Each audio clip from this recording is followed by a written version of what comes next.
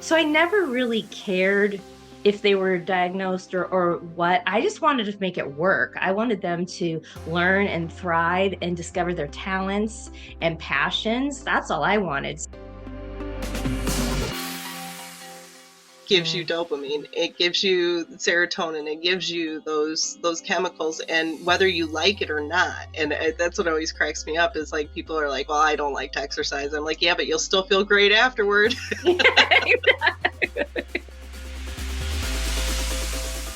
For as parents, we've had to accommodate our parenting styles to their need, to be effective with their ADD, ADHD. Hi everybody, and welcome back to the ADHD Eavesdrop, where you can be a butterfly on the wall and listen in on my conversations. And who am I? I'm Janine VanStee. I'm an ADHD life coach who helps people better manage their ADHD symptoms and live the best life that they can. Today, we have Nebozuk with us.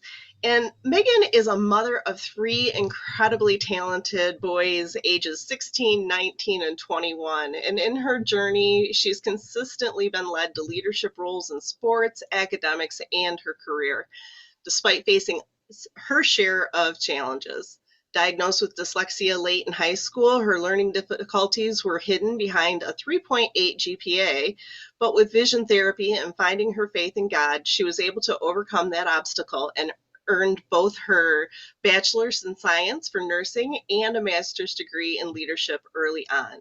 She realized that fostering creativity, a growth mindset, and quick-witty thinking was essential for providing a fulfilling education and a safe environment for her curious and energetic boys, which ultimately taught her valuable lessons in leadership. Megan, welcome to the show. So happy to have you here today. Thanks. It's my pleasure. I appreciate this venue and this outlet because when my boys were little, I didn't have, it was all just trial and error and a mom's desperate creativity to make it work. So I really appreciate the platform.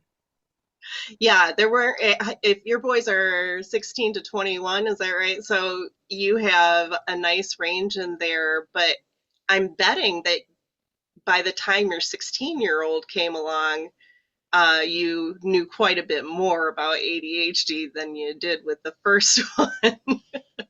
Well, actually, we didn't really know. I'm a strong believer in different intelligences and learning types. So I really focused on their individual learning types. So I put them in schools that spoke to their learning needs and styles. And so my oldest wasn't diagnosed with ADD until he was in his freshman year in high school.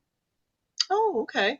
Yeah, so we had a great learning environment that fostered their passions and their talents. But then when we tried to stick them in that very narrow model, which is really mostly geared towards female learning types that are very accommodating to structure, he he checked out, and he has ADD, which I think is harder to manage and diagnose because you're always thinking the ADHD, the hyper kid, the kid that's bouncing off the walls, the kid that's impulsive, he's always getting hurt, he's annoying, is always in trouble, that kid. But this kid slips under the cracks because he's sweet, he's quiet, because he's daydreaming and he's somewhere else. And he told me, which I think is a great like picture of it, but he said it felt like he was underwater trying to hear somebody talking to him outside the pool. And I thought, wow, he's like, it took that much effort for him just to understand and connect and retain and assimilate and process what information he was receiving. So I don't know if you know, but with the DSM, they've gone back and forth so many times with definitions and titles. They actually have gone through ADHD for everybody, and you either have ADHD with hyperactivity or ADHD without. So the ADD has kind of gone by the wayside and now is ADHD without the hyperactivity component, which just cracks me up. Right. Like, why? But okay. Got to change the DSM as they go on. Yeah, Yeah, it's been called many things. it So has. tell me a little bit about, you just really sparked my interest there with not even realizing that they had ADHD until they were older. Looking back at their childhood, were you able to go, aha, I understand this? Or was it more they just, you had coping and strategies and things working and you just didn't even realize? Yeah, well, I think being on the spectrum has a negative connotation, and I don't like labels. And I've always been a proponent of learning styles and teaching to the child's intelligences and their learning styles. So I never really cared if they were diagnosed or what. I just wanted to make it work. I wanted them to learn and thrive and discover their talents and passions. That's all I wanted. So when I looked back with my oldest, we had started out in the Catholic school system, which is a great business model. However, for the kid with ADHD without the H, and a business model of 36 kids in a classroom, if that kid's quiet and in the back, he's not going to get any attention. And so that's what we realized. And I was like, okay, well, now the next thing, what are we going to try? So we tried homeschooling for 6 months. Um, with all three boys home. The oldest one loved it because it was peaceful, it was quiet, he had the freedom. He doesn't, to this day, he's an entrepreneur. He doesn't like the constraints of brick and mortar, and he doesn't like the 9 to 5. So that was working really well for him until he started to get anxious and with going back into the public. And then my middle son, who now I know he has ADHD, but at the time he's a very kinetic learner. Everything he does has to be real life lessons. So if that kid was learning math, flashcards wouldn't work for him. But if you put him in the kitchen and we cooked and we talked about doubling your recipe, he was fine. Or if you gave him money to go to the store and you talked about, totally fine. And that's how he is to this day. He's a very kinetic learner. In fact, he just went to Lyman School, and that kid was always in the air, jumping, flipping. He was more comfortable in the air on a motorcycle, whatever. And he thrives climbing power poles and hanging off the end and being in helicopter. I mean, fit for him. And he is really thriving and coming into his confidence. So, yeah, I never really known. I mean, I look back and I see bits and pieces, but like you said, we were always accommodating, and until we weren't, and that's when it really became a struggle. And again, we tried to meet them where they're at, and unfortunately, with my older two boys, COVID just completely came in and wiped that whole experience out. So COVID was really, really tough on a lot of kids with ADHD and adults, quite frankly. It was being an adult with ADHD, I can tell you it was very difficult. There's so much to that dopamine, like you are so isolated and you already have a dopamine deficiency and there's like zero for sources of dopamine. You're not getting socialization, you're not getting, that time that gives you that up. And so a lot of people were in a very depressed state, and a lot of the kids did not flourish during COVID because it's not novel, interesting anymore. It's boring, and I can turn off my computer and do something more interesting, or turn off my screen and do something more interesting, because people with yeah, ADHD are driven by whether it's open. interesting, whether it's novel, whether it's challenging, or whether it's urgent. And all of those things just kind of went out the window during Right. COVID. And then when you take someone without any executive skills, which is what, ADHD is, managing time and projects and,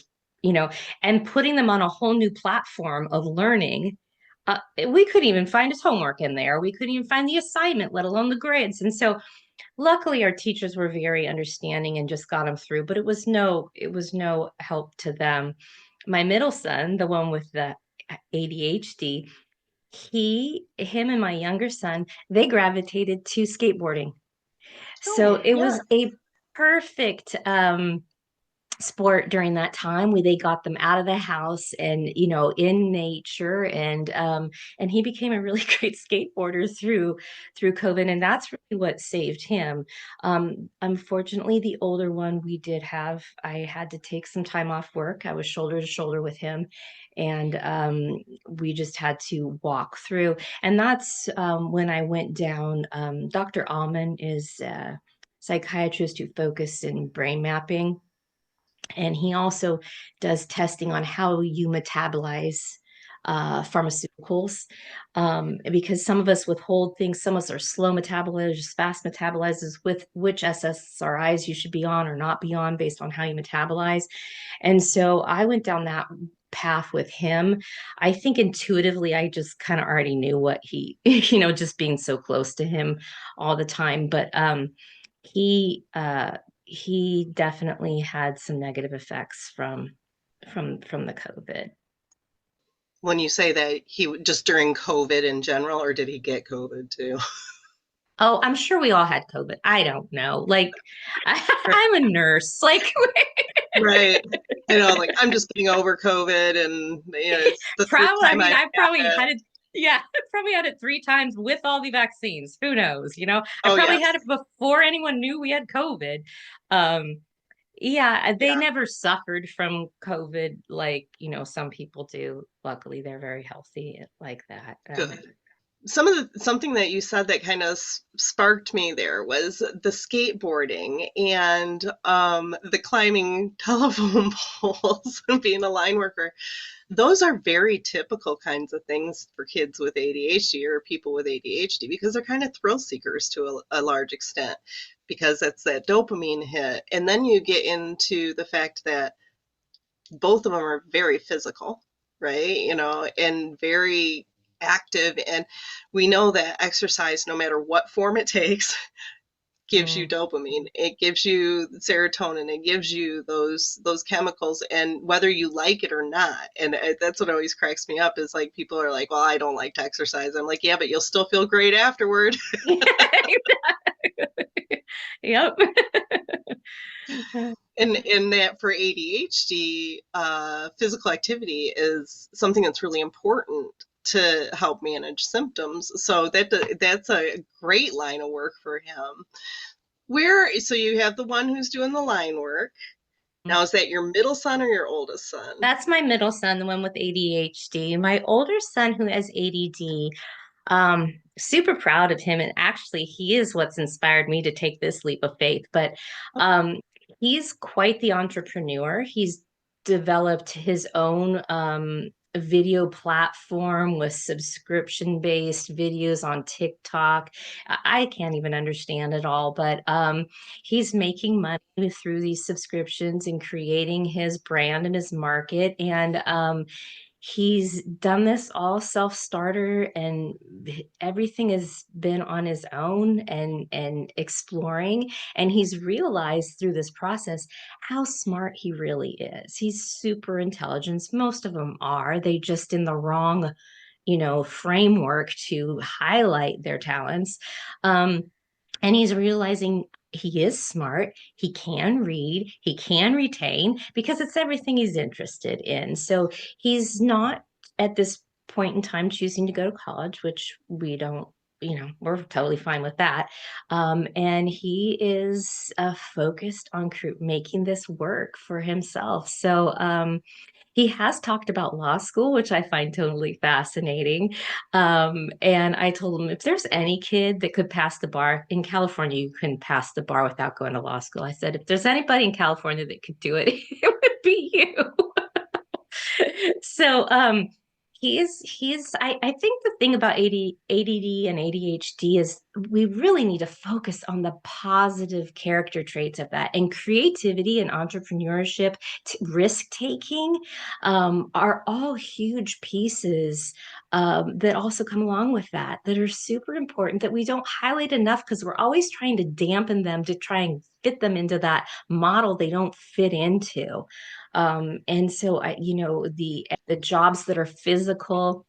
And I think as a parent for any child, I mean, I think it's important to know, like you said at the beginning, we're not alone. There's many parents, and you've provided this great support and resource. I think the second thing is with any kind of child, it's super important that we help them identify their unique passions and talents because that's how they're going to succeed in the world. There's only one of them in history and the future. There's only one of them. So we want them to be themselves. Um, and Well, and it let takes all types to make the world go around, doesn't Right? it? Yeah, and teams and everything. And then I think as parents also, and I had to learn this really quickly, or I probably would have lost my mind, is we have to let go of expectations.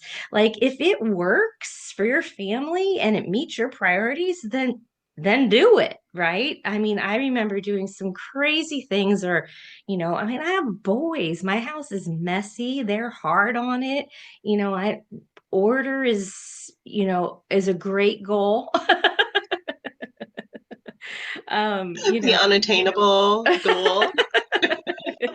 Yeah, but we had to be really creative to allow them. I was very cognizant of, I wanted to make sure that they knew that they were still smart, even though they didn't fit into the mainstream model. And I think as parents, we just have to be super creative to be able to explore that. I know I'm in Northern California, and we have so many charter programs now at schools. So there's so many free options now that parents can explore it and try on and practice. So that's a huge relief, I think, for people that feel like I can't afford private school.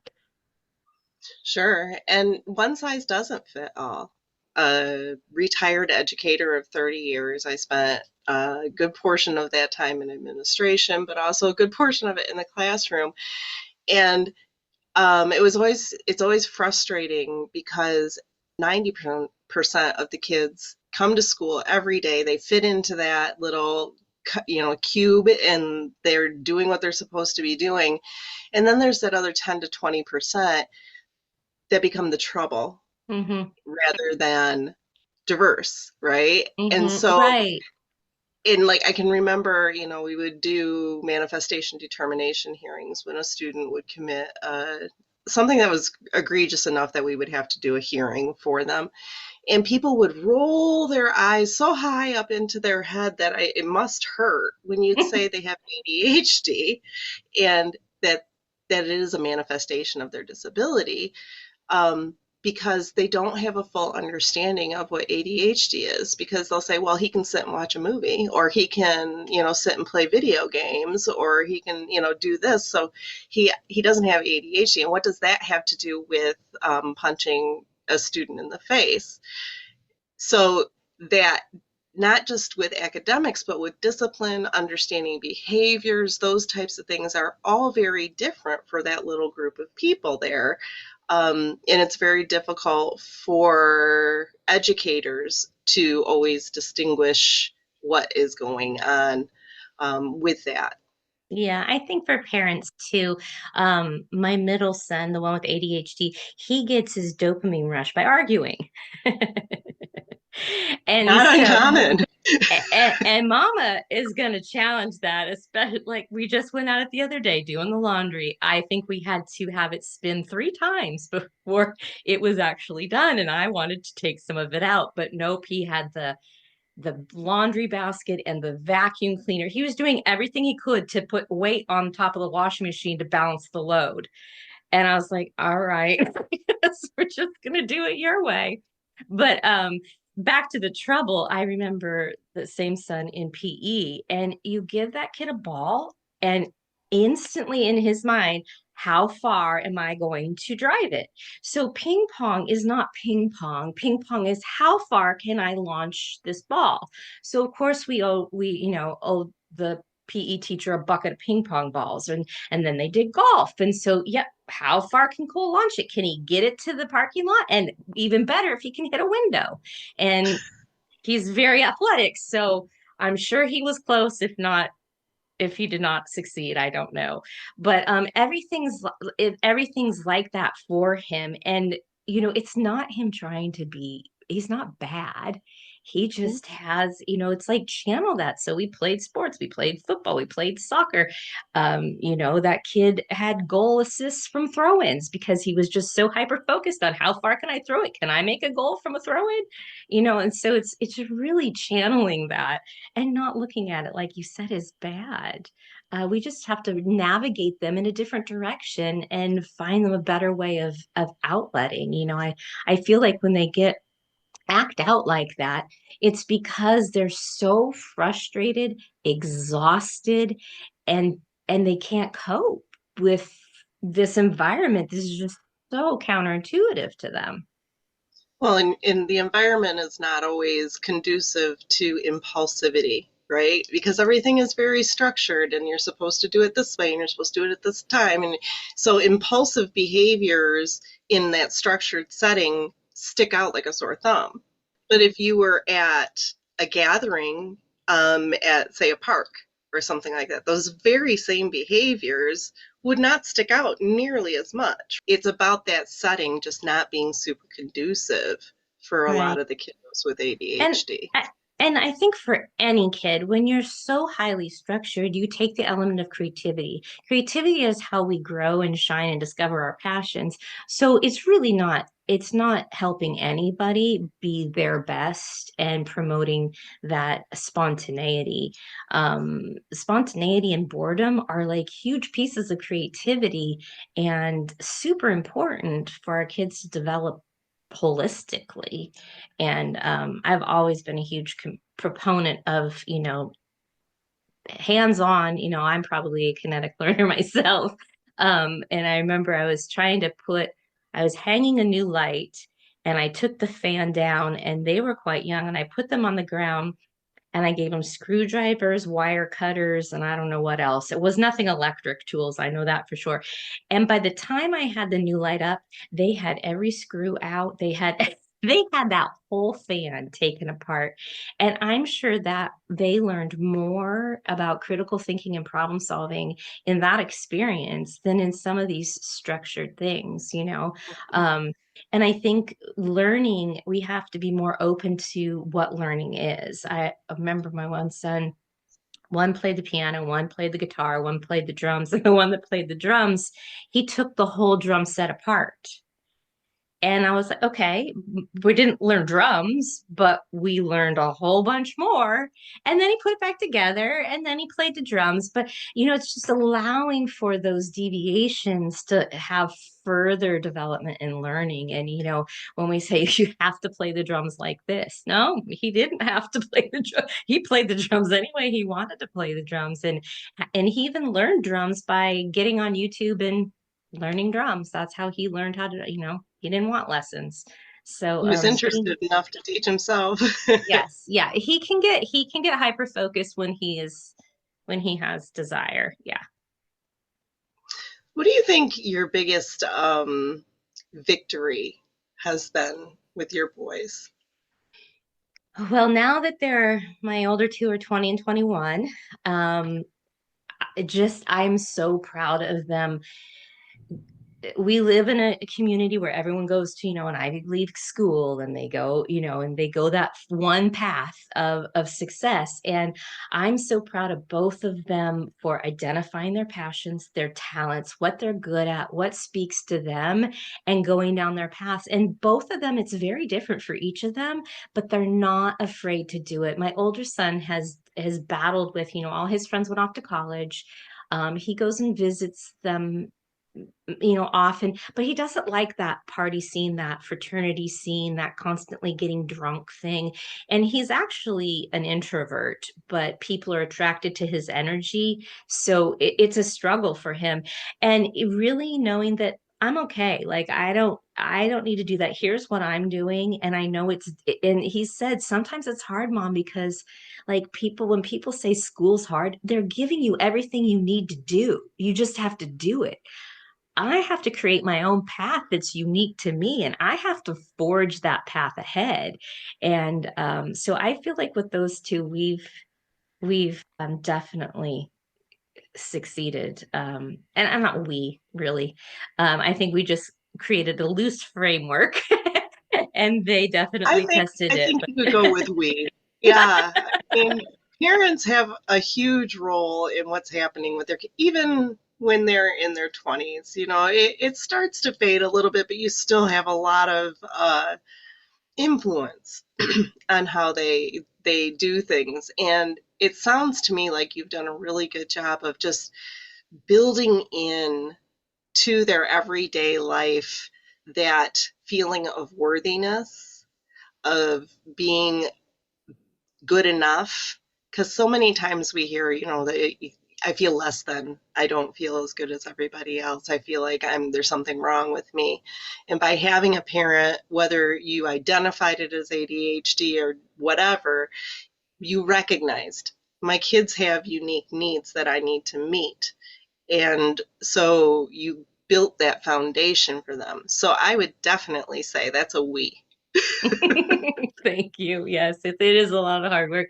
My son, when he came back from Lyman School, it's a 4 month full-time certificate program, but it's in classroom and on they call it the electrical field. And he would come home every week and he's like, Mom, I'm not dumb. I'm like, no, we've never thought you were dumb, and you were extremely smart. Every single test he got no less than a 90%. And so it just goes to show, and you can tell them, through it doesn't matter what you get in English, and my two older boys, they were going to find the least past the resistance to get what they needed to graduate. So it was D's, because they weren't going to put any more energy into it than that, and they knew exactly what that took to get their degree. And so, having that opportunity after high school to then realize who you really are, and how that experience didn't define you. Absolutely. And now they're adults with ADHD, and that's a whole other thing that they're going to have to deal with. I often say I like to work with students who are in college or that age, kids. I say kids, they're adults, but they're young adults. And I like to work with that because a lot of times all the structure and the supports that they had in high school suddenly aren't there anymore. And now they're expected to just go out and adult, right? Mhm. And where is that support for them then? And that's why I choose to work with that population. So your kiddos are, very Yeah. much in the area. I Yeah. work with all kinds of adults, but I really and do enjoy that age of people.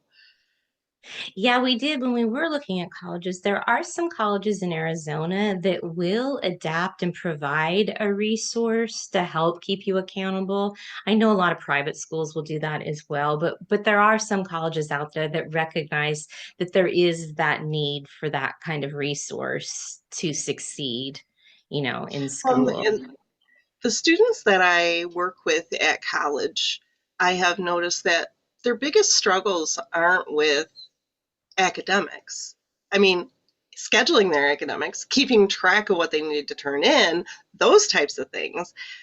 But where I start to see that struggle is I don't have a schedule of when I eat, when I do this, when I go to the doctor. I don't know how to make my own doctor's appointments. I don't know how to keep track of time. What do I do?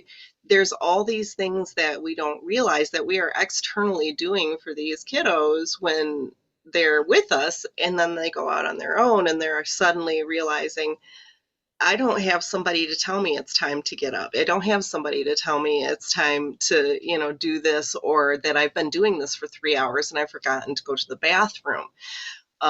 So Yeah, and I think I think that's a great like takeaway for younger parents, and it's about helping them create those habits, because once it becomes a habit, then they keep doing it. But as soon as they have to think about it or make a choice about it, then they're not going to do it. And so teaching them how to cope like that, of hardwiring things in, like you get up, you take a shower, you brush your teeth, like, and that's part of the routine, right? And helping them with that. Like my one son, I don't know how many times we've gone out and the stove's on in the morning, or the oven's still on from, last night. And so we had to teach him, use Siri to set a timer, and make sure you tell Siri what you set the timer for, because we've had that problem too. You're like, what? What was that for? Why did I said that? I have to admit that's happened to me myself too. Um, but really helping them up front with that because I do see that. I mean, I still struggle with my son to take the trash out. My oldest is living at home. That's his daily duty. And it's like, can you, when you walk out the door, I've even put the trash next to the door or in front of the door and he goes right by it. So it's just those hardwired like habits that so they don't have to think about it and they don't have to have that struggle every time they have to initiate an activity. Absolutely. Absolutely. And having that foundation at home helps so much when, you get older. I think a lot of times, what I have seen with parents of people with ADHD and seen with myself sometimes is accidentally enabling Hmm. because it's easier to, just help them along, rather than teach them the strategies and the mechanisms that will help them later on. And then, so like with my kids, I tried to teach them, those kinds of things, but sometimes I know it was just easier to either do it myself, remind them for, over and over again, and in that process, enable that ADHD to take hold. Yes, yes, I've been there. I've been there especially with chores. I think is probably my biggest thing. And so what I tried to do is give them choices. Okay, what do you want your weekly chore to be or what do you want your daily? Or I'd say, "Hey, look, like my middle son, you're great at vacuuming." Can you be the vacuumer? Yeah. And oh gosh, it was perfect. The lines on the carpet are perfect and everything. And the other one's good at cooking or whatever. So, and I also tried to remember it wasn't how well they did it. It was the fact that they did it and we're building habits. So Mhm. toilet cleaning was part of the thing. There's so easy to clean a toilet now. Like you don't have to touch anything. There's those little wands or whatever. And they knew how to use the wand. Did it look great? No, but he did it in the time frame I asked him to do it. So it's hard, and yeah, there's times where I'm like, I just want this floor to look clean. Absolutely. And I think that's true of even like neurotypical kids and parents, that it's the same with ADHD kids. It's just maybe a little bit more prominent. Now, my daughter has intense ADHD, has had it her whole life, but didn't get diagnosed until an adult because they kept telling her anxiety, depression, because she's a girl. You don't have ADHD. Mm. But she finally got diagnosed. But same thing. The girl could not keep her room clean. I told her, I'll buy you a turtle. I'll buy you a hamster. All you have to do is keep your room clean. If you can show me you can take care of your room, then I can trust that you can take care of a small animal. That child never had a small animal. And they probably would have been great with the animal. It's just in a messy room.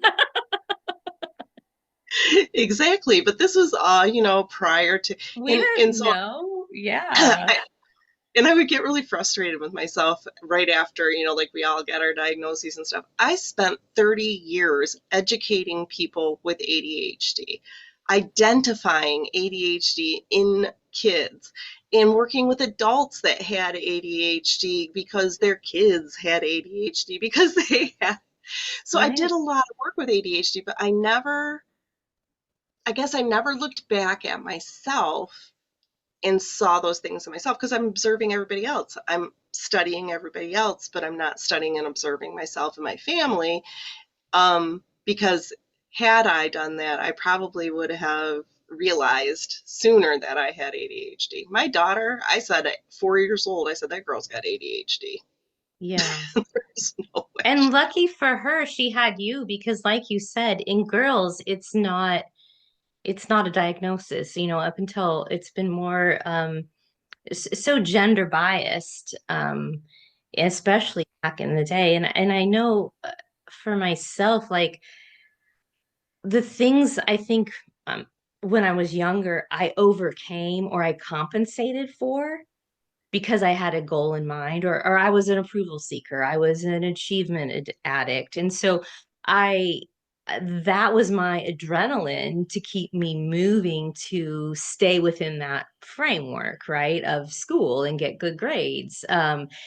And but I accommodated, like with my dyslexia, it took me 4 hours at night to get the homework done. But I just accommodated because that's what I needed to do to be the perfectionist that I wanted to be.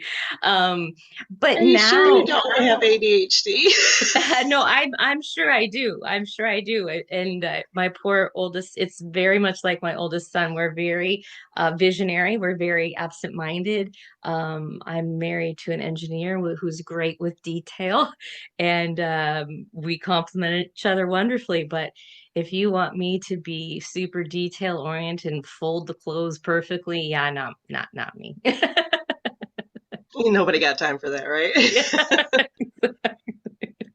That's why there's the sock basket and not the sock That's drawer. exactly what we have. We have three baskets: socks, shorts, and underwear.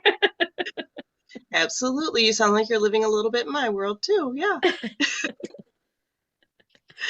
So when you think about how ADHD, because I think about my family was always kind of known as the fun family or the quirky family, that my kids would be like, they'd bring their friends home and they'd be like, your family's so funny and stuff like that. And then you realize, well, we're full of ADHD, which makes perfect sense.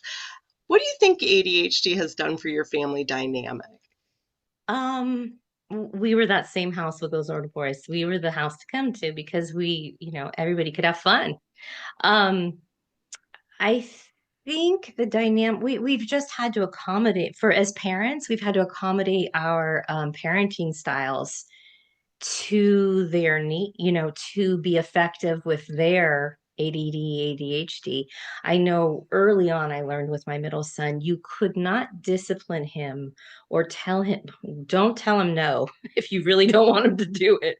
But but until he completed the task, he could not focus on anything you had to say about whether it was good or bad. And I remember one time we put in an above ground pool and we purposely put it away from the roof as far as we thought so that they wouldn't even want to think to try to do that. And so I'm down at the pool with my youngest son, and my middle son's on the roof and he's calculating this out. And my youngest son so upset with me. Why aren't you stopping him? And I'm like, no, just let him work this out. Um, and the good thing with my older boys is they're very physically agile. So their threshold and skill set is much higher. We weren't in the ER very much with them because they could succeed at almost anything they set out to. But anyway, so my youngest son was so upset, so nervous for him. What are you doing? What kind of thing? Why aren't you parenting him? Kind of thing. And sure enough, I don't know what you call it, fate or karma or whatever. He stubbed his toe on the solar panel, and he came back down all frustrated, not because he was hurt and bleeding his toe, because he couldn't finish what he was trying to execute. But that's what stopped him, thank God. But and when I asked him, because I tried to like walk him through, like, okay, what were you thinking? Why did you think you were going to succeed, or why did you think you weren't going to hit your head? And he's like, I wasn't going to hit my head. I may hit my butt. Like that's what he was thinking. Yeah, I might hit my butt on the edge, but I'm not going to hit my head. So quite interesting how he strategically had this planned in his mind. I hope he never actually made the attempt. No, no, yeah, thank goodness. I don't know what stopped it. I'm really grateful. Because, above ground pools, they're only like 4.5 feet deep. It's not like we had a deep end, that he could, Absolutely. Yeah, and I have to laugh so hard because you when you say your family dynamic was accommodating, and that's an accommodation right there. Accommodating that thrill-seeking nature of him by moving the pool far enough away from the house that he can't actually jump on it in it. That's accommodation at the max. Well, we did. We purposefully moved to 10 acres out of a neighborhood when they were quite young to help with the with the whole thing. And it was funny when we first moved out, we had lived in a neighborhood in a cul-de-sac, and they had a blast in that. And then when we moved out to the property, they wanted to play in the cul-de-sac that we lived on, but not they didn't know what to do on the 10 acres. And it took them a good month to figure out how to ride their motorcycle or their bicycles or climb the trees, or they love playing, flashlight tag at night and hide and seek. And so it was interesting to watch that evolution of them adapting to a bigger environment, that they had more freedom and flexibility in to explore. Absolutely. And that outdoor time, you mentioned it earlier too, getting out in nature and being outside and being in nature is also hugely helpful for ADHD. It really helps center yourself. And so sending the kids outside to play first burns off energy, second of all, gets them out in nature, and it helps them be able to regulate themselves better. So the idea of moving to 10 acres and saying, go play is awesome to me because my kids have always had that kind of play situation. We lived by an orchard for a long time and they played in the orchard all the time. And then we moved and we have woods. And so they played in the woods. And so country living can really be very beneficial to kiddos with ADHD, I believe.